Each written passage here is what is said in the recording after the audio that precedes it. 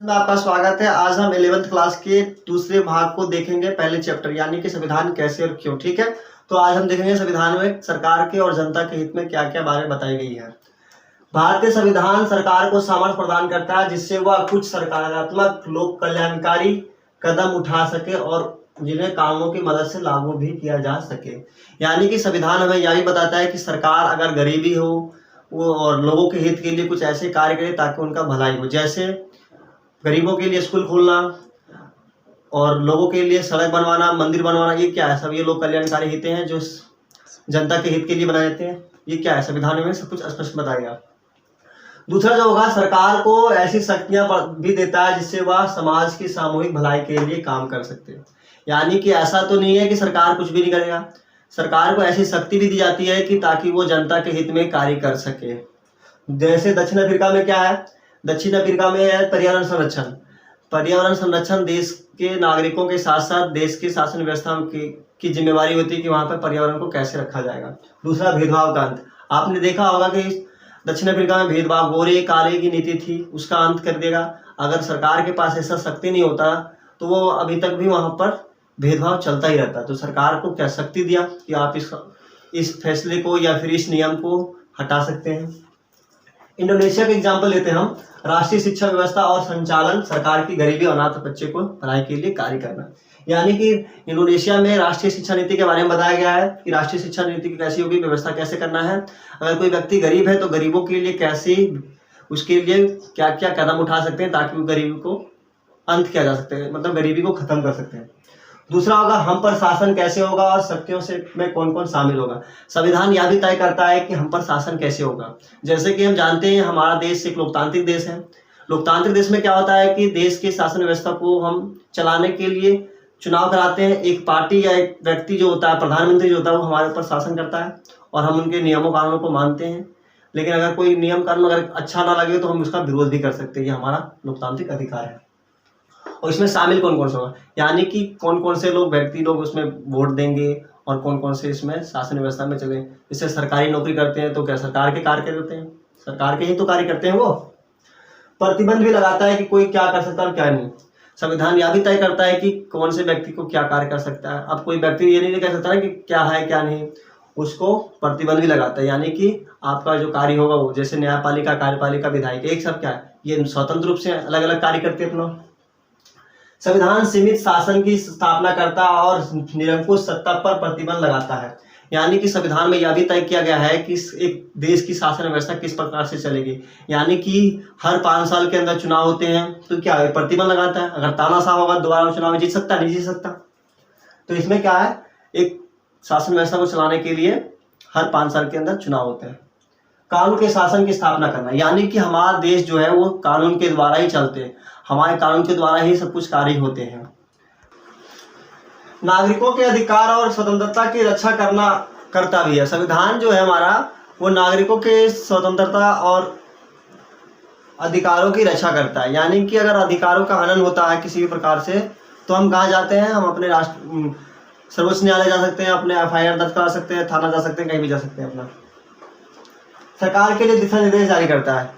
संविधान जो है सरकार किस प्रकार से चलेगी, सरकार में कौन कौन भागीदार होगा, सरकार किस प्रकार से चलती है, ये सबका दिशा निर्देश हमारा संविधान में स्पष्ट रूप से किया गया है।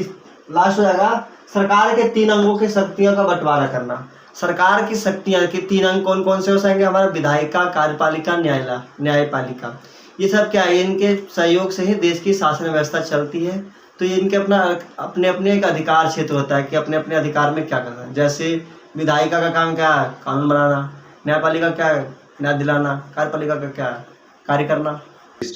ये सरकार के 3 अंग है, कार्यपालिका, न्यायपालिका और विधायिका। ठीक है, सरकार की रचना की जानकारी मिलती है, यानी कि सरकार किस प्रकार से गठन किया गया है इसकी भी जानकारी हमें संविधान में ही मिलता है।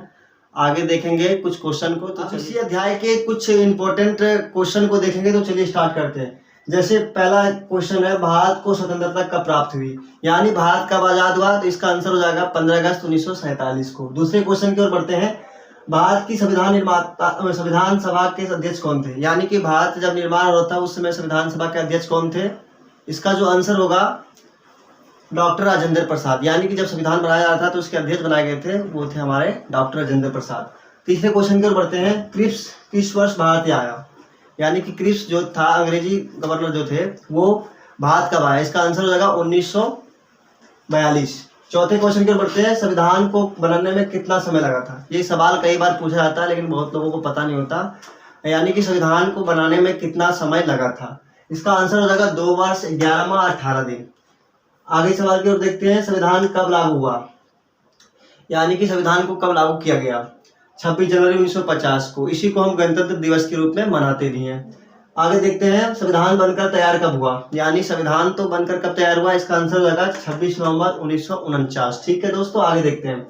महात्मा गांधी ने संविधान सभा की मांग कब की, महात्मा गांधी ने सबसे पहले संविधान सभा की मांग की थी, तो इसका आंसर हो जाएगा 1922। ठीक है, अब आगे और देखते हैं। कांग्रेस की संविधान सभा की मांग का किसने विरोध किया था, यानी कि जब कांग्रेस ने संविधान सभा की बनाने की मांग की थी किसने इसका विरोध किया था, इसका आंसर हो जाएगा मोहम्मद अली जिन्ना।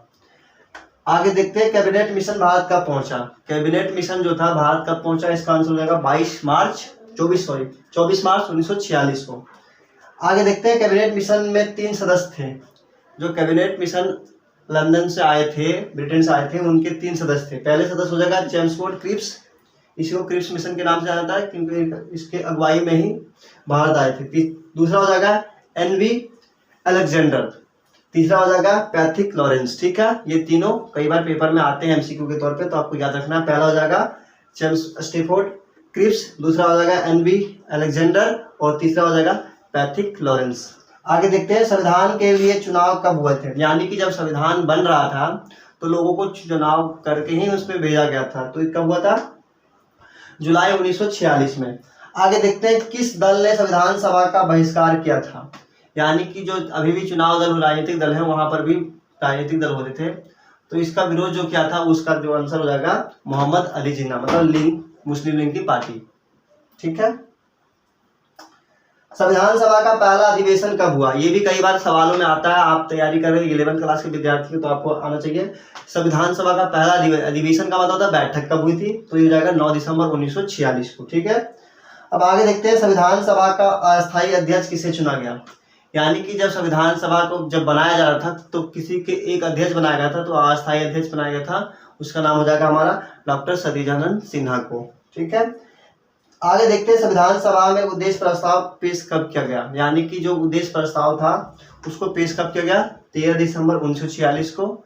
आशा करते हैं आपको समझ आ गई होगी। आप इस वीडियो को बार बार देखेंगे तो आपको दिमाग में बैठ जाएगा और आप अपने पेपर में तैयारी को और मजबूत कर सकते हैं। यानी कि आज हम जानते हैं एमसीक्यू के तौर पे पेपर में पूछे जा रहे हैं सवाल, तो आप एक एक करके अगर देखते हो सवाल आपके बार बार रिपीट करोगे तो आपको जवाब आएगा। धन्यवाद।